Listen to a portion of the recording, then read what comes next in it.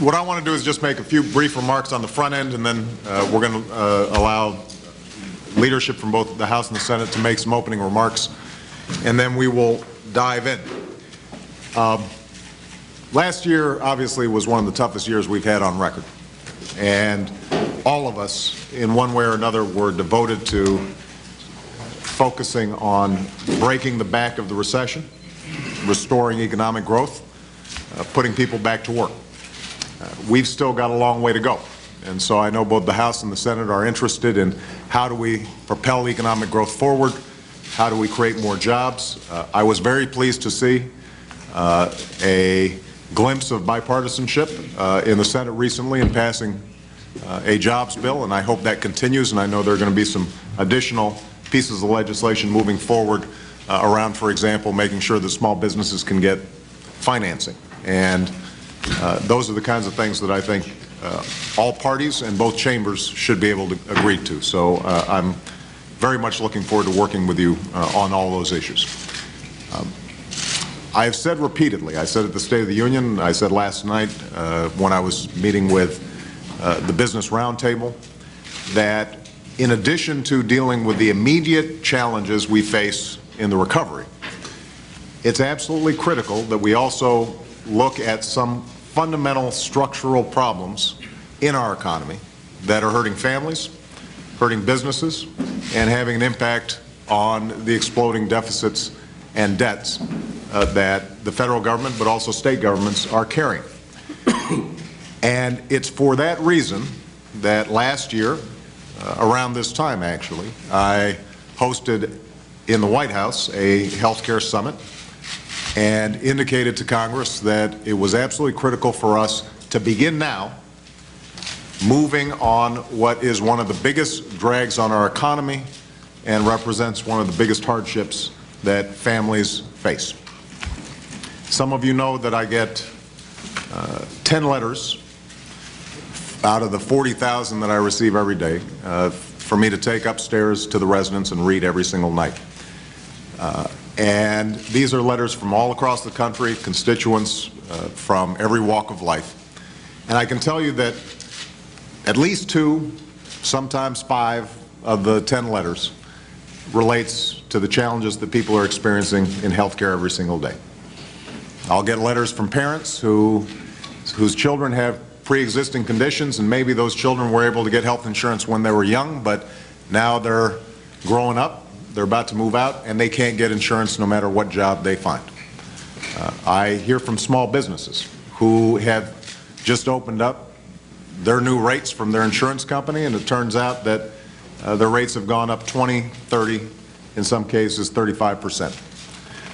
I hear from families who have hit lifetime limits, and because somebody in their family is very ill, at a certain point they start having to dig out of pocket, and they are having to mortgage their house, and in some cases have gone bankrupt because of health care.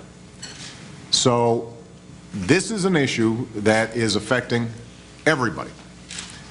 It's affecting not only those without insurance, but it's affecting those with insurance. And when you talk to every single expert, and you just talk to ordinary people and you talk to businesses, everybody understands that the problem is not getting better, it's getting worse. Right now, it's projected that premiums for families with health insurance, not people without health insurance, but with health insurance, will almost certainly double over the next decade, just as they doubled over the past decade. In the individual markets, it's even worse. Businesses are having to make decisions about just dropping coverage altogether for their employees. If they're not doing that, then the money that they are spending on health care is money that otherwise could have gone to job creation. And I don't need to tell people here about the effects on the federal budget. We've got some people who've been working a very long time on figuring out how can we control the huge expansion of entitlements. Almost all of the long-term deficit and debt that we face relates to the exploding costs of Medicare and Medicaid. almost all of it. I mean, that is the single biggest driver of our federal deficit. And if we don't get control over that, we can't get control over our federal budget. Now, I'm telling all of you things you already know. Maybe more personally, I should just mention the fact that I now have about as good health care as anybody could have. I got a doctor right downstairs. And all of us, when I was in the Senate, and all of you as House and Senate members have good health care. But remember, maybe when you were younger, when you were first starting off, I can certainly remember Malia coming into the kitchen one day and saying, "I can't breathe, Daddy," and us having to rush her to the emergency room because she had asthma. Or Sasha, when she was a baby, getting meningitis and having to get a spinal tap and being on antibiotics for 3 days, and us not knowing whether or not she was going to emerge okay. In each of those instances, I remember thinking, while sitting in the emergency room, what would have happened if I didn't have reliable health care? My mother, who was self-employed, didn't have reliable health care, and she died of ovarian cancer. And there's probably nothing that modern medicine could have done about that. It was caught late, and that's a hard cancer to diagnose. But I do remember the last 6 months of her life, insurance companies threatening that they would not reimburse her for her costs, and her having to be on the phone in a hospital room arguing with insurance companies when what she should have been doing is spending time with her family. I do remember that. Now, everybody here has those same stories somewhere in their lives. Everybody here understands the desperation that people feel when they're sick. And I think everybody here is profoundly sympathetic and wants to make sure that we have a system that works for all Americans. You know, I was looking through some of the past statements that people have made, and I think this concern is bipartisan. You know, John McCain's talked about how rising health care costs are devastating to middle-class families. Chuck, you know, you've been working on this a long time. You've discussed the unsustainable growth in Medicare and Medicaid in our budget. Mike Enzi, who's worked on this and you know, partnered with Ted Kennedy on a range of health care issues as the chairman of the committee. You know, you said that small businesses in your home state are finding it nearly impossible to afford health care coverage for their employees. And you said the current system's in critical condition. And Mitch, you know, you've said that the need for reform is not in question. And obviously there are comparable statements on the Democratic side as well. So here's the bottom line. We all know this is urgent. And unfortunately, over the course of the year, despite all the hearings that took place and all the negotiations that took place, and people on both sides of the aisle worked long and hard on this issue, and you know, this became a very ideological battle. It became a very partisan battle, and politics, I think, ended up trumping practical common sense. You know, I said at the State of the Union, and I'll repeat, I didn't take this on because I thought it was good politics. This is such a complicated issue that it's inevitably going to be contentious. But what I'm hoping to accomplish today is for everybody to focus not just on where we differ, but focus on where we agree. Because there actually is some significant agreement on a host of issues. I mean, I've looked very carefully at John Boehner's plan that he put forward.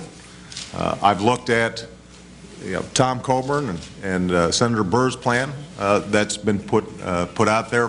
Paul Ryan has discussed some of the issues surrounding Medicare. I've looked at those very carefully.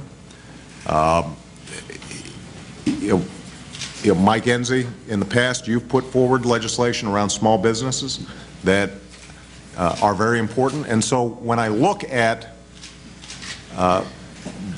the ideas that are out there, there is overlap. It's not perfect overlap, it's not 100% overlap, but there's some overlap. Now, what I did, what the White House did several days ago was we posted what we think is the best blend of the House and the Senate legislation that's already passed.